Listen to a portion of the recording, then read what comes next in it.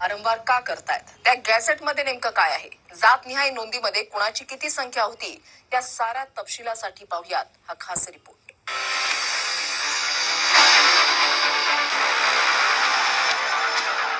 मराठा आणि कुणबी एकच आहेत या दाव्याला ऐतिहासिक असे हैदराबाद सातारा गॅझेटचा आधार असल्याचा दावा वारंवार होतो.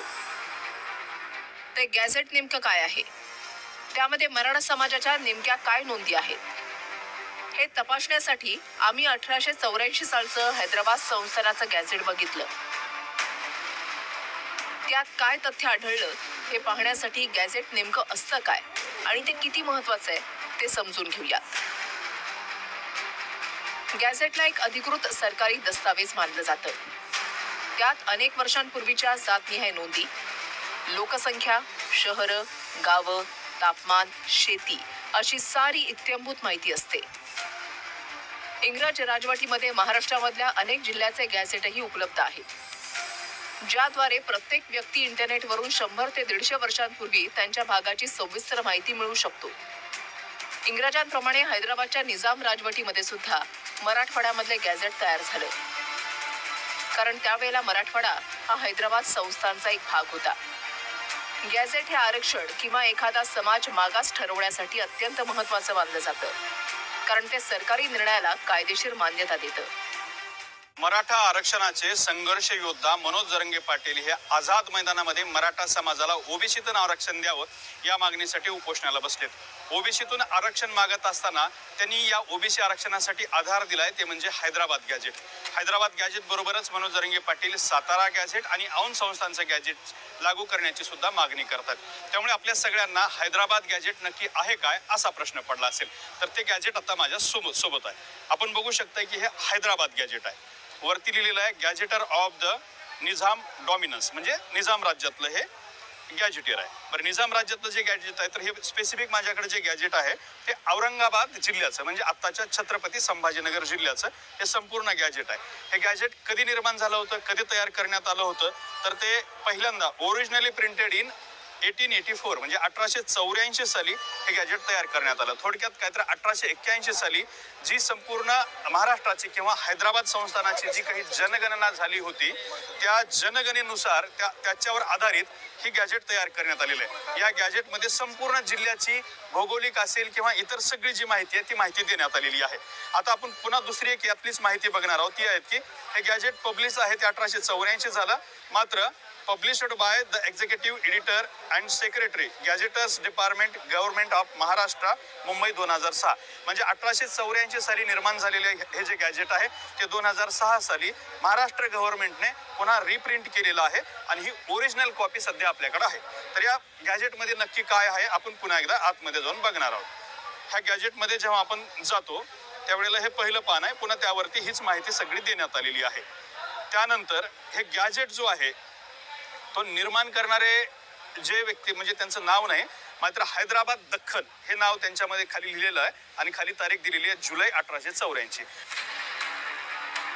हैदराबाद संस्थाननं 1881 साली तत्कालीन औरंगाबाद आणि आताच्या छत्रपती संभाजीनगर जिल्ह्याचं गॅझेट बनवलं होतं, ज्यात उदाहरण म्हणून जर वैजापूर तालुक्याच्या जातनिहाय लोकसंख्येची आकडेवारी बघितली तर काय आढळतं ते पाहूयात. 837 नंबरचं पान आहे हैदराबाद गॅझेट मधलं छत्रपती संभाजीनगर जिल्ह्याचं. त्यामध्ये वैजापूर जिल्ह्याची माहिती देण्यात आलेली आहे. ही वैजापूर जिल्ह्याच्या आपण आता पेज वरती आलेलो आहोत, वैजापूर तालुक्याच्या. तर यामध्ये काय लिहिलंय की द टोटल पॉप्युलेशन इन 1881 साली पहिली जनगणना झाली, त्यावेळेला वैजापूर जो तालुका आहे त्या वैजापूर तालुक्याची पॉप्युलेशन होती 58,604. मग त्यामध्ये जातींचं बायफर्फिकेशन पण करण्यात आलेलं आहे.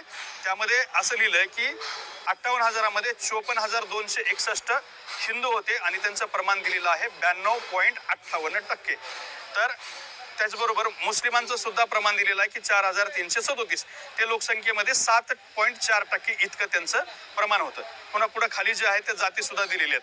त्यावेळेला वैजापूर तालुक्यामध्ये 2,096 ब्राह्मण होते आणि त्याचबरोबर विदूर त्यांची संख्या दिलेली आहे, कास्टीज, राजपूत, त्याचबरोबर इतर जे आहेत राठोड, हलवाई, गुजराती, भाटी, जाट यांची सुद्धा संख्या दिलेली आहे. आपण पुन्हा एकदा लक्षात घ्या की वैजापूर तालुक्याची त्यावेळेला 58,604 इतकी लोकसंख्या होती आणि त्यावेळेला कुणबीची संख्या किती होती तर तो आकडा थक्क करणार आहे. वैजापूरमध्ये आज कुणबींची संख्या ही बोटावर मोजण्या इतकी आहे. मात्र 1881च्या जनगणनेनुसार आणि 1884 साली हे जे गॅजेट निर्माण झालं त्या गॅजेटने दिलेल्या आकड्यानुसार 1881 साली एकट्या वैजापूर तालुक्यात 24,976 कुणबी होते. हे आपण बघू शकता. म्हणजे 58,000 लोकसंख्या त्याला जर डिवाइड केलं तर 24,000 होतात. तर निम्मी संख्या आज असलेल्या त्यावेळेला असलेल्या लोकसंख्येच्या तब्बल 50% इतके लोक वैजापूर तालुक्यामध्ये कुणबी होते. आज सगळे मिळून अगदी वैजापूर तालुक्याची लोकसंख्या 5-6 लाखाच्याही पुढे असेल. तर अशा परिस्थितीमध्ये सुद्धा तिकडे 24,000 सुद्धा कुणबी नसतील जे कुणबी 1881 साली वैजापूर तालुक्यामध्ये कुणबी होते. 1881 साली वैजापूर मधली एकूण जिंदगी में हर एहसास के लिए कोई चाहिए. जब कोई हो जो खुशी, सपने, डर और वो सारे सिली जोक्स भी समझे. कोटो हमें लोकसंख्या 58,604 इतकी होती. यात जातनिहाय लोकसंख्या पाहिल्यास 2,096 ब्राह्मण, 2,259 माळी, 604 सोनार, 674 सुतार, 826 मारवाडी, 249 लिंगायत, 35 राजपूत, 45 गुजराती, 262 भाटिया आणि कुणबींची संख्या तब्बल 24,976 इतकी आहे. म्हणजे जवळपास हिंदू लोकसंख्येच्या अर्ध्या लोकसंख्येची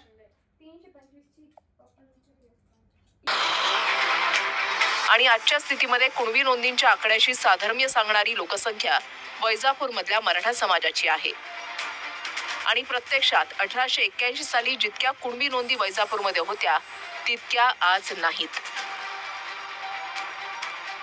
या गॅझेटमध्ये फक्त वैजापूर तालुकाच नव्हे तर आताच्या छत्रपती संभाजीनगर जिल्ह्यामधल्या सर्व तालुक्यांच्या जातनिहाय नोंदी आहेत. आणि प्रत्येक तालुक्यात जवळपास निम्म्या लोकसंख्येची नोंद कुणबी म्हणून आहे. आणि आजच्या घडीला जर जातनिहाय लोकसंख्येचा अंदाज लावला तर छत्रपती संभाजीनगरच्या तालुक्यांमध्ये निम्म्याच्या आसपास लोकसंख्या मराठा समाजाची येते. या गॅजेटचा किमान अभ्यास केलेले एक अभ्यासक आपल्या बरोबर आहेत. काय सांगाल इतर तालुक्यांची कशी परिस्थिती आहे? या हैदराबाद गॅजेटमध्ये 1884च्या याच्यामध्ये पानोपानी कुठेही मराठा म्हणून उल्लेख नाही. सर्व ठिकाणी कुणबी म्हणूनच उल्लेख आहे. हा पहिला मुद्दा. दुसरा मुद्दा असा की त्यावेळेस प्रत्येक तालुक्यामध्ये त्याच्यामध्ये भोकरदन असन, पैठण असन, वैजापूर असन, कन्नड असन, या प्रत्येक ठिकाणी किती कुणबी होते याची यादी दिलेली आहे. तर कोणत्याच पानावरती मराठा हा उल्लेख अजिबात नाही आहे. प्रत्येक पानावरती कुणबी हाच उल्लेख आहे. नक्की.